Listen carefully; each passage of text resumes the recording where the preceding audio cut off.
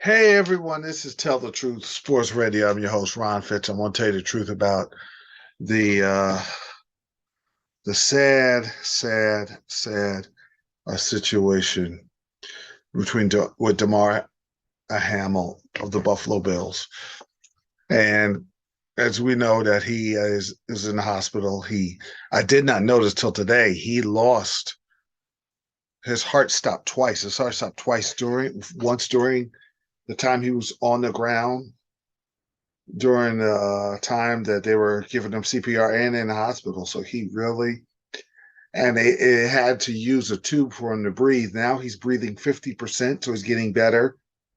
That's really good. He's trending upwards in a positive way. So that's good. I didn't. I had plans on doing a podcast talking about college football, and NFL, and the last week of the season. But I have to talk about this because life is short, and I turned the game off. I didn't know what if they were going to play the game. I didn't want to watch football anymore after that. So I just started praying that God grant him favor and a chance to live his life. If he never plays again, I'm wishing and praying that he goes full recovery and moves on with his life because he had a great charity, which is with GoFundMe. He's getting a charity.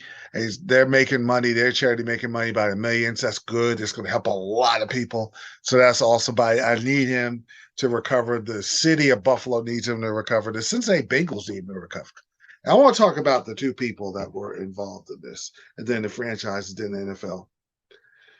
Of course, Damar Hamlin was a good player, and he made the tackle, and it looks like a routine tackle. Got hit. I mean, he got hit in the chest. T. Higgins, normal play. I've seen Najee Harris do that, run guys over and keep on moving. I guess he hit him at the right spot. I do want to know all the facts, so I'm gonna take my time and just listen and wait for all the facts to come in. But they hit him at the right spot when his heart was in mid beat and he collapsed, and it was as scary as it gets because I'm thinking, okay, maybe he fainted. I've seen that happen. Oh, like, whoa, wait a minute. They're saying he's not breathing. And I saw the reaction of the players. Oh, boy. So everybody kind of universally prayed for his recovery. And he looks like he is going to recover. You can't always guarantee these things. Every day looks like he's getting better. And he's an athlete. So I believe that helps in the recovery process. And then hopefully they have to check. Yeah, pre-existing conditions. Was it just a freak accident? There's a lot of things involved. Now, prayers up for him, but also prayers up for T. Higgins.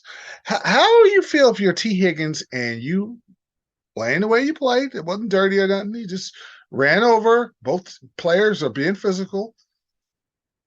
Ran over Hamlin, and Hamlin collapses. And you're the guy that ran him over, and you have to resist the temptation of blaming yourself because it was a free accident and it was football. But psychologically, how does he deal? Thank God he's recovering, and nothing even worse could have happened. He could have lost his life. Now T. Higgins probably doesn't even want to play football no more. So T. Higgins and the Bengals and the Bills, I actually think they're going to make it a tie, which really is unfortunate, but things happen in life, So if it's a tie, it probably favors Kansas City, which Kansas City's probably not even thinking about that. They're probably happy that happens if they beat the Raiders. Um, but I don't think you could play the game. You probably just call it a tie. It's too late in the season. There's no buys left. You move on. The playoffs are going to be starting. And for Cincinnati, you take care of Baltimore and you get this out of your mind. And then you get into the playoffs. And the Bills, say for instance, he recovers and he could talk, and the Bills are I mean, it's an unfortunate situation, but God willing, he recovers and can speak. He's in the hospital bed, and they show that on the screen. I wouldn't want to be that first team that plays the Bills in the first round of the playoffs. I'm hoping it's not my Steelers. I just saw they got a long way to go before they get in the playoffs. But if it's the Dolphins or Pittsburgh, I highly doubt New England. I think Buffalo's going to crush New England this week. They're going to be inspired. But what about T. Higgins? I want to see comments from him because some of the former players on ESPN, I thought that was irresponsible blaming him. The guy's just trying to play football. Guys, they're good hits, they're bad hits. I don't think you don't have dirt bags in the NFL like you used to. You had hard hitters, but the NFL is not as hard hitting. It was a physical play. I've seen that a million times. You can't get on T. Higgins. That's just there's it's like they had the dudes at the Walt Disney fake civil rights network had an agenda. I mean, come on. Getting on now, the other things they said I'm okay with, but about getting on T. Higgins, come on, what are we doing? T. Higgins is just playing football. Now you should, if you're a former football player, you should want to reach out to T. Higgins. I know you're going to reach out to Hamlin. Reach out to him and say, listen, man, it's all right. Don't blame yourself. Don't blame yourself. Play your game and don't think about that. Now, one other thing we got to talk about. What about the physical players? Are they going to think twice this week? Like I said, provided he comes through.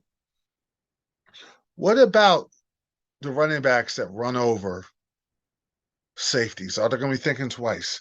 Does that cause them to have bad fumbles? What about receivers catching the ball all over the middle? And what about the safeties in the corners that are used to laying licks on players? Are they still going to do that? Are they going to be second thoughts and they miss a tackle like it costs them a game? I think they just have to play. And you can't worry about that. It's football. As long as he is recovering, he's at 50% breathing. Let's hope he gets to 100 tomorrow. That's my prayers are up. I just need him to be fine. But the players like T. Higgins, I need T. Higgins to be fine too. But I definitely Hamlin is number one priority. I thought about him. I didn't sleep. So I'm kind of tired doing this podcast. So I felt like I need to do it. But it's going to be interesting going forward how the players are they going to be gunshot? They're just going to forget about it and play once they get on the field. Is T. Higgins going to be the same? Even if he recovers, T. Higgins and he doesn't play, T. Higgins is like, wow, maybe I didn't have to lower the shoulder. Maybe I could have went down. You can't think like that, but you don't know. We're human beings. So I would definitely, I hope he's seeking some type of counsel, T. Higgins. And then when Hamlin, be positive and prayerful, Hamlin recovers. Hopefully, he gets his grief counseling and his counseling and good counseling. But hopefully, he recovers and we can move on in a positive way. And congratulations for the NFL medical staff that was there, that had all the equipment, that kept him alive. Even though it's like the players, the broadcasters, they've never seen this before, so you can't expect them to know exactly what to say or what to do. This is the rarest of rarest occurrence. It only happened in 1971 against with a Detroit Lion player against the Bears. So it's a rare occurrence, but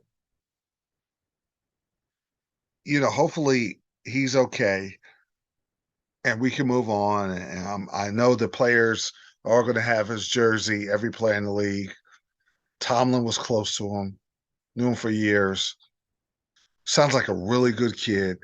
I want to see a really good kid recover and have a really good life.